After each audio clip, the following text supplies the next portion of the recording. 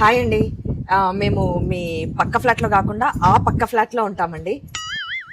Okay చెప్పండి. ఏం లేదండి, మీ ఇంట్లో ఏదో గొడవ అవుతున్నట్టుంది కదా.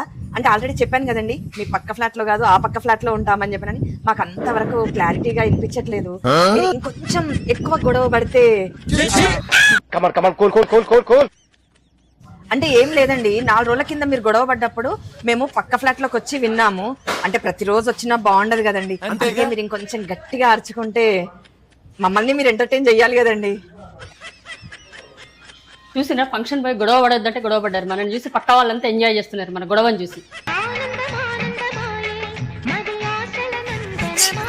ఏందే వాళ్ళు గొడవ పడుతుంటే చూసుకుంటా కూర్చున్నావా? నీకు ఈ షాడీ సమయం సమయ నడు గలీజ్ ఉంటది.